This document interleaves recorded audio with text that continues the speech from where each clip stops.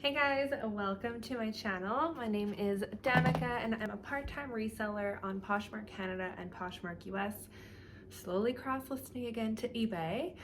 And today's video, first video in a long time, is a recap on the search hacks Zoom. So if you didn't know, there was an invitation sent out on Poshmark for a search hacks Zoom. There was a fireside chat last week. That was a dumpster fire. And I was kind of thinking this might be the same, but honestly, I was pleasantly surprised. I need to try and make this video quick because I'm expecting a new washer dryer to be delivered today and they could come at any time.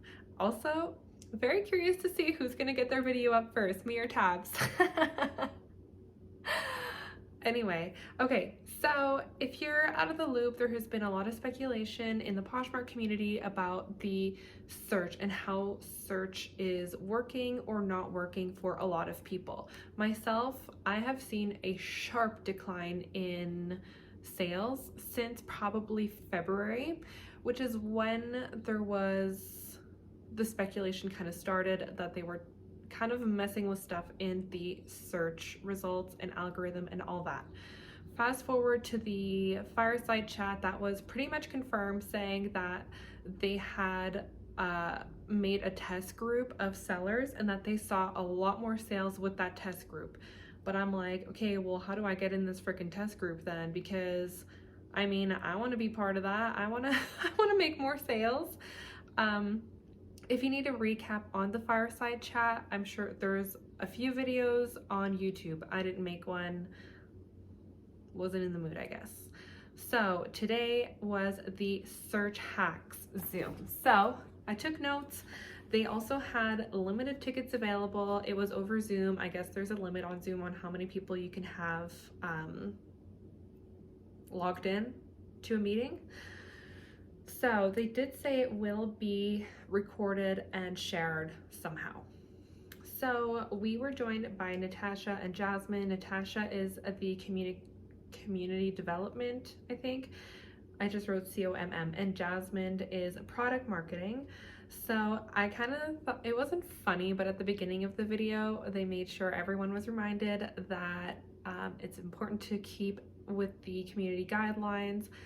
The end of the fireside chat was literally a dumpster fire. People were really rude in the chat. I mean, to be fair, the people hosting did not know what was coming for them. And people are mad, right? Like, our money's being messed with. So, I mean, it was just not good. But the chat in this video, this Zoom, seemed a lot more respectful, but honestly, it was also a lot more informative. Okay, so after the community guidelines reminder, basically they're acknowledging the feedback. They're saying that the feedback is concerning to hear.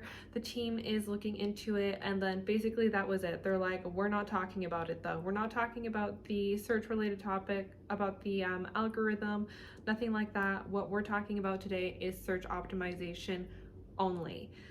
So here we go. So basically, the first thing they discussed was how to rank in relevancy, leveraging SEO, which is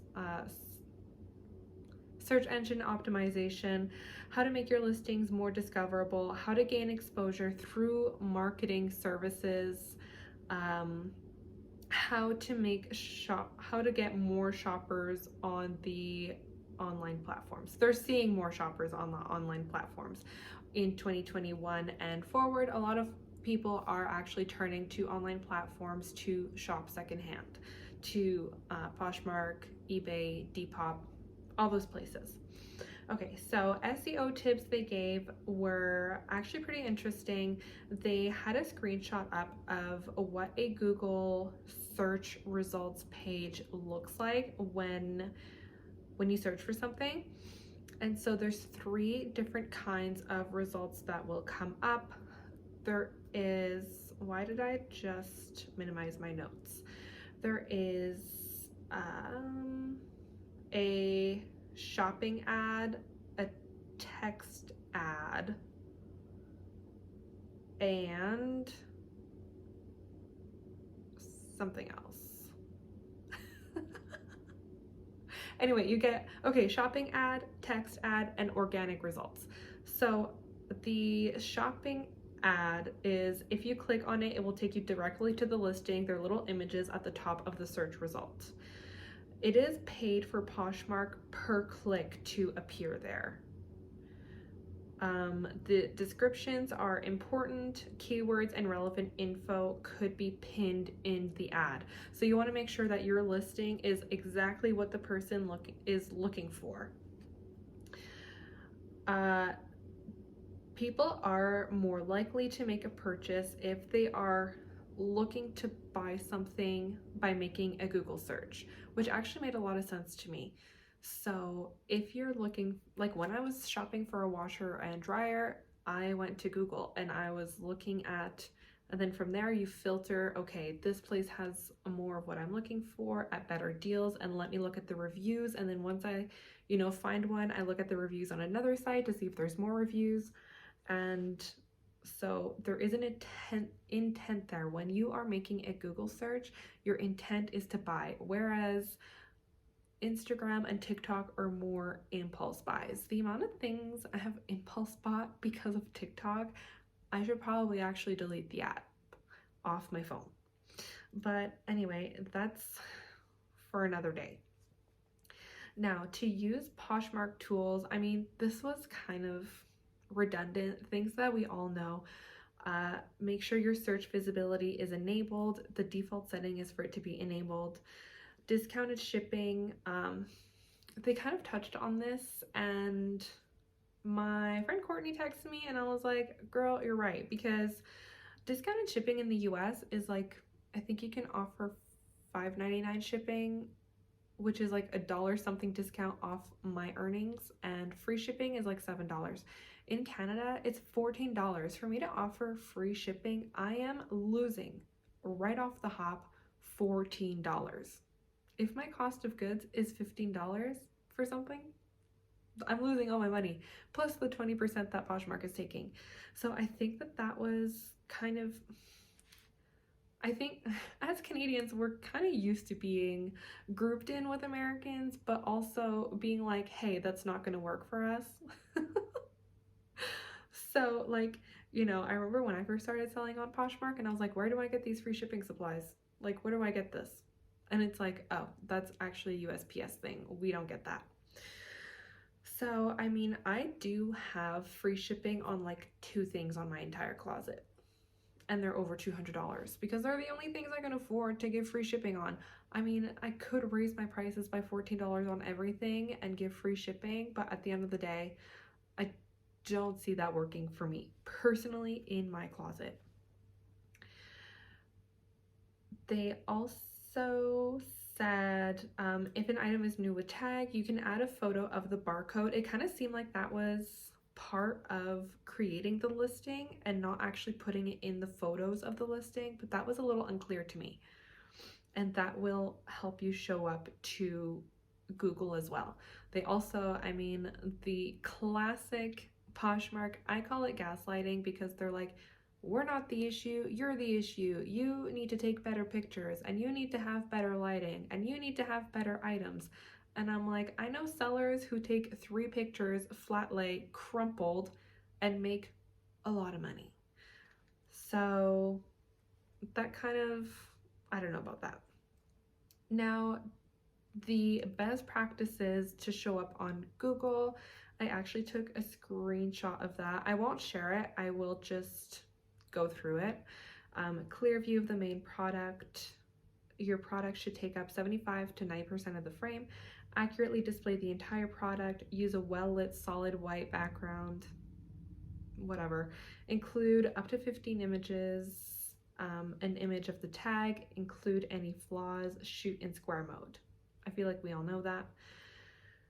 It says not to use content that covers the product. Don't use a generic image, graphic, or illustration. Don't use anything with a watermark. Don't include any promotional material, and don't include a border. So again, a lot of people who are pretty like successful sellers do that. Like a lot of sellers in Canada too will have like half the cover shot is the actual image and half the cover shot is like just a photo of the brand. People do whatever they want. Now, so then when they moved on to discoverability on Poshmark, they want to reward sellers for marketing. This is something Manisha said over and over. So visibility and sales, self-sharing versus bulk sharing. They're saying obviously bulk sharing is faster, duh. You can use the bulk share tools only if you're an ambassador though, so that makes a difference. Keeping track of how long your listings have been up. So if it's more than 90 days, I think it's 60 days that you can relist or copy list and it becomes a new listing. Correct me if I'm wrong. I don't know if it's 60 or 90 days. And to kind of go back in and refresh your listings if they're not doing well. Titles, descriptions, and style tags. I will admit I really slack off with the style tags, and they made it sound like it's actually one of the most important things to do in your listing. To use a strong title, a strong description. They're still saying to use like 100+ characters in the description, which is, I think they said 20 to 25 words. Style number, the official name if you have it, style tags into the listings, not the 3 style tags. So I think that's something I'm going to start doing. I had done it a bit in February when things were like really crazy, but I didn't really keep track of if it was helping or not, but definitely something to consider. They suggested creating a description template and to use the bulk upload tool. Look, I have used the bulk upload tool twice and it is so clunky. It is so hard to use. I'm pretty good with Excel and I was like, what is this? It's too much. Now it says make sure your pricing strategy is on par, check comps, use the MSRP, what is it? Something suggested retail price for your listings for a better chance to sell. Yes, we put 0 sometimes when you can't find it, when we're in a rush. For vintage, also in the comments they were talking about that, and I'm like, yes, that is a different beast though. But to use the proper MSRP if you can. Also in the chat, I found this kind of like a little side note because people are saying we need a unisex category, but you can use unisex as a style tag and people will maybe find it that way. It says to think like a buyer. Google trend spotting. You can actually use a tool in Google called trend forecasting. So it'll show you how many searches that particular word or whatever you're searching, it'll show you the trends. You can compare styles, so like straight leg jeans and boyfriend jeans they were using as an example, which is really interesting. I've never thought of doing that. I have seen people do it on Instagram before and I just never really bothered, but definitely interesting. They do, I always ask if they're including Canada in their trend reports on Instagram, and apparently we are. But then they're like, these are the states with the most sales for sustainable items. And I'm like, Canada doesn't have states. So anyway, style tags, it says, are the pillar of trend creation. So keep looking up the different style tags.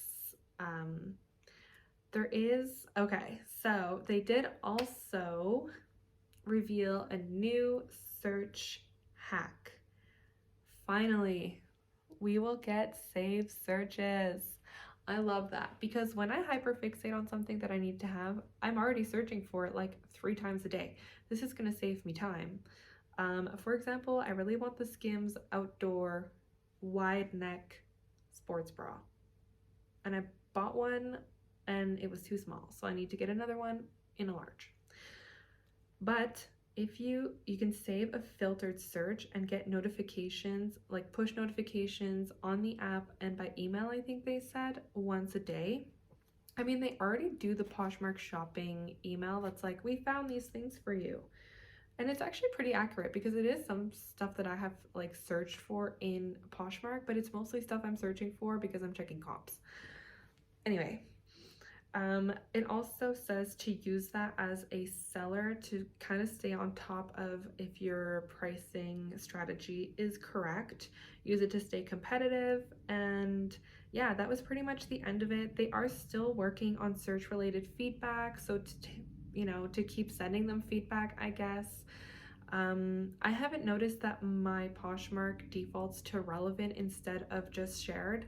So I know someone was doing an experiment with that, but that's not my experience. So I'm just kind of keeping, track of what I'm doing. I'm listing consistently. I don't think my pictures are that bad. I use natural lighting, and I mean, I'm only doing my best. And I think that's a huge thing to remember too, is do not try to overcompensate. I mean, you can a little bit if you have the energy for it, but don't go crazy because you will burn out so fast. And I think it's so easy for resellers to experience burnout because we are being told explicitly that we are being rewarded proportionally to how much effort we put in, and that just hasn't been true in the last few months. And I see people just like listing and listing and listing like crazy, and they're still not making any more sales, and they're like, well, what am I doing wrong? Do not think that it's you doing something wrong. You are doing what you can, and you're not seeing the results that are proportional to the work you're putting in. And that is so frustrating. And I think for some people who are like, their sales haven't changed, they're like, well, you need to list more, you need to share more, you need to send more offers. And it's like, I am doing that. Okay, I am listing, I am sharing, I am sending offers, I am replying to questions, I am adding measurements, I'm doing everything. Okay, so anyway, that's just my little rant at the end of this. But yeah, let me know if you watched it, what your takeaways were. Let's chat in the comments about how we felt about this. Also, let me know if you watched the fireside chat and how this compared to it. I think this was so much better and way more informative, and they just like seemed just way more prepared. So even if it didn't like even address what people are mad about, I think it was still really informative, and I hope that they start doing this more. I mean, as sellers, I feel like we want to learn more. We want to know how to optimize our listings. And so this is really cool that they're doing this. It kind of sounded like this is something they're going to start doing more often. So I love it. All right, I will see you next time. Bye.